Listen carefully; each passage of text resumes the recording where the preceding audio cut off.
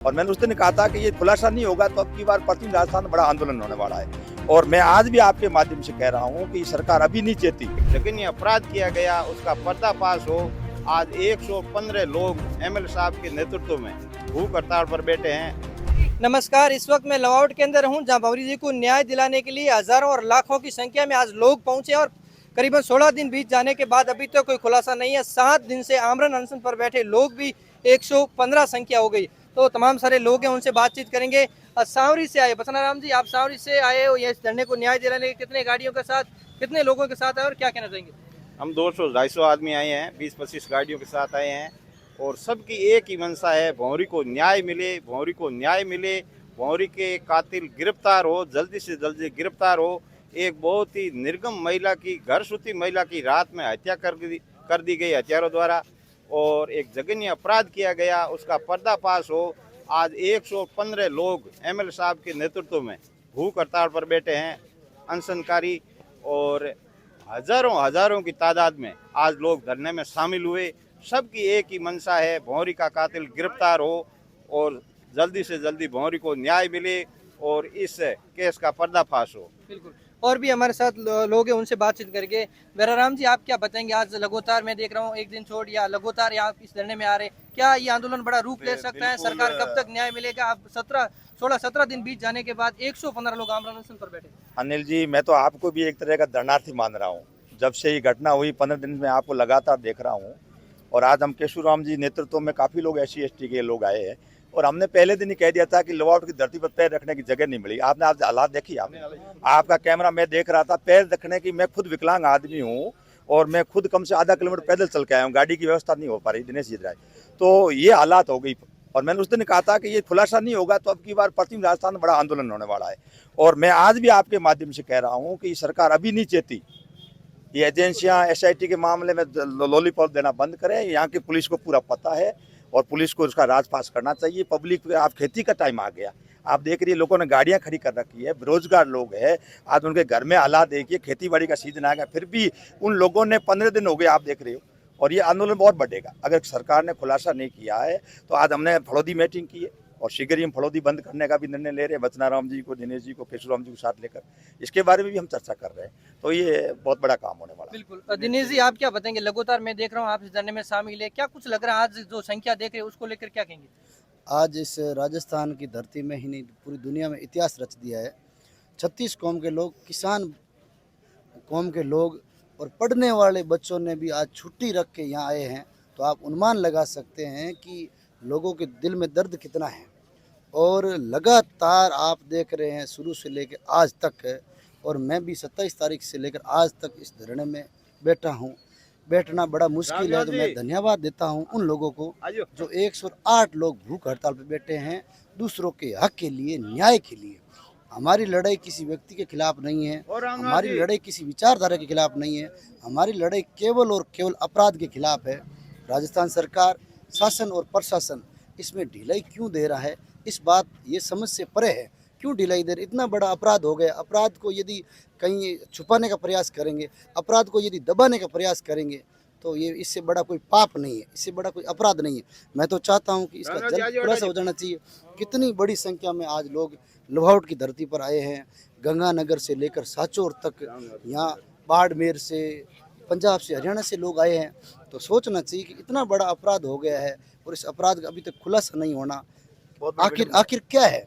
बहुत बड़ा दुख है, बहुत बड़ी विडंबना है। इसका खुलासा हो जाना चाहिए। हम सब बड़े दुखी मन से कहते हैं कि जोर जुल्म के टक्कर में जहाँ तक जाना पड़ेगा हम जाएंगे, लेकिन इस अपराध को हम छुपाने का जो भी प्रयास करते हैं उनको हम छोड़ेंगे नहीं।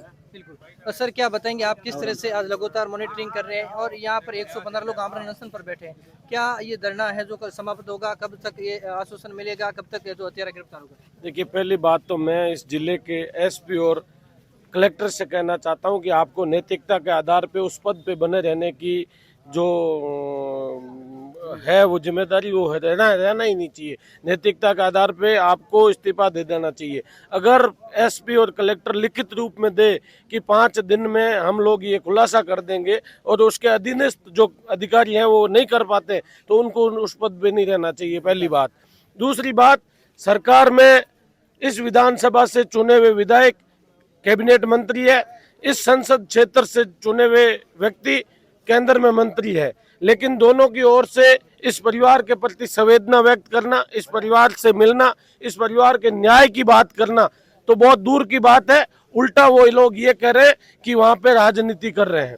अगर उनको ये राजनीति लग रही है तो वो क्यों नहीं आके और परिवार को न्याय की बात करे, परिवार को न्याय दिलाए और परिवार को अपने गले से लगा के कहे कि ये आपकी बहन या बेटी नहीं है, हमारी बहन या बेटी है और हम इसकी न्याय के लिए लड़ेंगे। लेकिन कोरी इस सरकार में संवेदनहीनता है, संवेदनशीलता नाम की चीज नहीं है।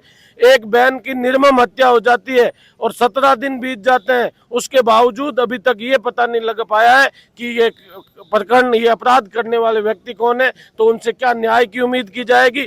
फिर भी इस क्षेत्र की जनता इस भय के माहौल में आज यहाँ आई है।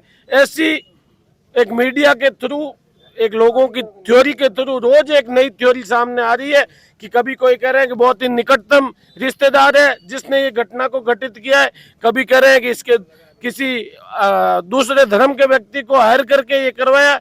अब व्यक्ति अपने घर में सोते हुए डर रहा है कि कौन किस वक्त क्या कर दे। इस प्रकार का माहौल इस क्षेत्र में हो गया है। ढाणी में रहने वाले लोग हैं, सरकार और ये पुलिस प्रशासन बिल्कुल निष्क्रिय है और जो केवल और केवल एसआईटी का घोषणा करना न्याय देना नहीं है। एसआईटी अगर वास्तव में एसआईटी गठित की है तो एसआईटी को 4 घंटे में अपना निर्णय दे देना चाहिए, अन्यथा एसआईटी में ऐसे व्यक्तियों को बने रहने की कोई आवश्यकता नहीं है, उनकी नैतिकता नहीं कहती। दूसरी बात, बिश्नोई समाज की बहन बेटी की हत्या के बाद 36 कौम के लोग और सभी धर्मों के लोग यहाँ पे न्याय की मांग करने के लिए बैठे हैं, लेकिन समाज के लोग, समाज के नाम पे वोट लेने वाले जो मंत्री बने हुए, विधायक बने हुए, वो यहाँ आने से भी हिचक रहे और सरकार में मुख्यमंत्री से मिलने से भी हिचक रहे। अगर यहाँ आने में कोई संकोच है, हिचक है, तो सीधे मुख्यमंत्री जी के पास जाए और कहें कि मेरे समाज के और 36 कौम के लोग वहाँ पे धरना स्थल पे बैठे हैं, उनको न्याय दो। वो न्याय मांग रहे हैं, कोई भी किसी भी प्रकार की अनैतिक मांग यहाँ से नहीं की गई है। केवल और केवल ये की गई है कि ये घटना किसने कारित की, कौन अपराधी है और उसका क्या कारण है, ये जानना चाहता है यहाँ का प्रत्येक नागरिक। किंतु ये सरकार है वो किसी प्रकार का जवाब देने के योग्य ही नहीं है, जवाब दे नहीं पा रही है। और एक पुलिस अधिकारी जो घटना स्थल की सूचना के 2 घंटे बाद मौके पे जाता है, मौके से वापस आके अपने क्वार्टर में सो गया है और उसी अधिकारी से ये जांच करवाए, तो उस अधिकारी को लेके 17 दिनों से बैठे, उनसे क्या न्याय की उम्मीद करेंगे। ये न्याय की मिलना बहुत मुश्किल है, कठोर तपस्या करनी पड़ेगी। जिस प्रकार से यहाँ 7 दिन से पूर्व विधायक कृष्णाराम बिश्नोई के नेतृत्व में 115 लोग भूख हड़ताल पे बैठे, आने वाले समय में इस तपस्या को और कठोर करना पड़ेगा, न्याय की लड़ाई को और मजबूत करना पड़ेगा, तब जाके संभव हो पाएगा कि हम न्याय के करीब हैं या न्याय के लड़ाई को आगे बढ़ाएंगे। बिल्कुल, देखिए लोगों के अंदर भारी आक्रोश है और हजारों सैकड़ों की संख्या में यहाँ पर लोग पहुंचे हैं भंवरी देवी को न्याय दिलाने के लिए। अब देखने का विषय ये होगा कि सरकार और प्रशासन कब तक है तो गिरफ्तारी करती है, उसके बाद ये धरना समाप्त होगा। ऐसी तमाम जानकारी अपडेट्स के लिए हमारे साथ बने रहे। मैं रिपोर्टर अनिल सेन।